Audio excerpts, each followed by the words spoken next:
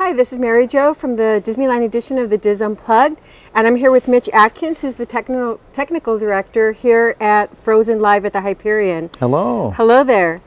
Before we even start, I just want to say congratulations on doing such a fantastic job. Oh, thank you. It's the technical part is such the way it integrates with the acting and everything is just, it's so seamless, but I can't help but notice how well it was done. And so I'd like to ask you a little bit of what are some of the concepts that you came up with to help bring this production to life? Well, most of the conceptual development is done by the scenic designer along with the creative team. So I generally describe my job as the person that gets to take that vision and turn it into something that's tangible on stage, right? So first off, though, I'm glad you really liked it because I'm sorry, I loved it. Even better.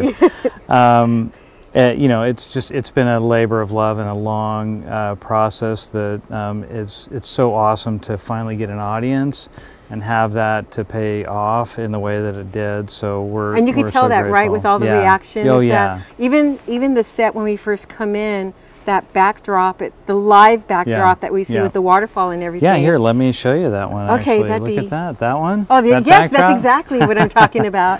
Coming in and just waiting for the show, and I like how it even brings it onto the stage. You can see that ripple on the stage itself, and I was like, oh my gosh, it's like we're looking at a lake before we see the town of Arendelle, which is just fantastic. The video, it was a very big component of us, being able to tell that story and take you to so many different places in a beautiful way. Yeah. And then I also felt like we were also part of it. We were just immersed. How did you do that? Well, a lot of that again was also with the projection, but I mean we wrap it around with the draperies that kind of surround the audience and immerse them. Yes. The immersive kind of feeling is really what we were going for. Right, and I think we felt we were in the story because the acting takes place around us as well as on stage, and then we have all of the projections depending where we are in the story. We're either in the palace or we're out in the forest with the rock trolls. Like, or riding through on a sleigh ride. That was one of my favorite. Okay, there's a certain part where they're in the sleigh ride, and I'm not going to go into too much detail, but with the wolves and how you go from the projection to the actors. Yeah. It's like they come from the projection. Excellent work in doing that. Thank you. I was very, very impressed, and there's so much going on. It's complex, but it's not. It doesn't take away from the story, which is really, really well done. Yeah. Well, I mean, doesn't that go back to Walt Disney? I mean, he was really big on using technology and music, of course, to move the story forward, not just doing technology for technology's sake, right? Exactly. Yeah. And like I said, it doesn't take away, it just enhances the story so much more. And I also like, the projection is something new to a lot of us, so of course that's going to grab our attention. But even the stage itself, you have this round table or turntable that you move the scene along with this turntable, and it's just smooth and kind of cool. Where the scene moves and you're like, wait, what just happened? It's just, all of a sudden we've moved forward in time, or you bring the characters to each other. So how did you come up with that? Did you yourself come up with that concept, or was there a team? No, that was the scenic designer. So the scenic designer came to us and had this concept about how we wanted to stage this from a scenic point of view, and so that was my job, is to help get that built and wrap in all of the other technology, the video and audio and lighting, and that's one of the reasons why I congratulate you, because it's just so well done. And even before the show ended, I was already thinking, okay, I need to come back because I need to see this again. I need to see.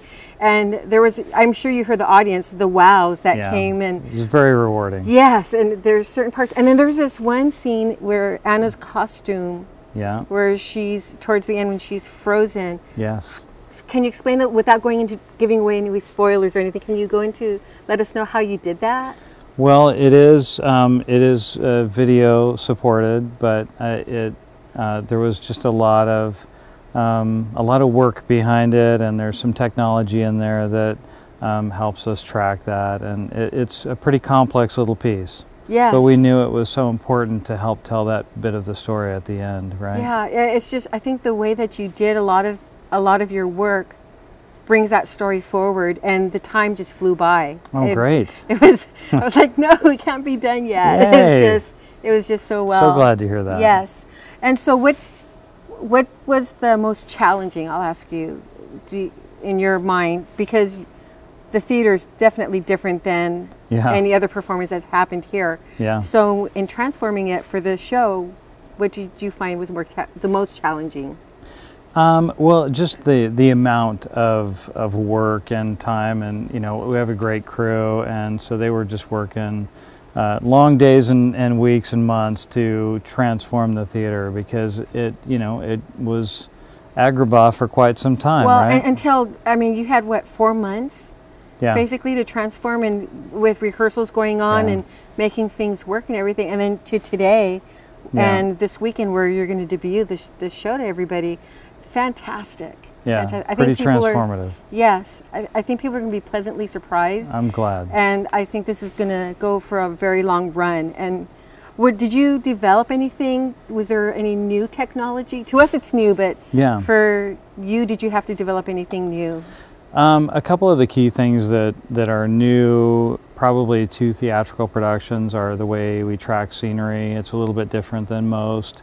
And that was a fairly new development, as well as the tracking of performers and following them around with lighting and video is not a new technology. It's a relatively new technology, but it's in a theatrical application is pretty new. Okay. Yeah, again, I don't know of it being done before.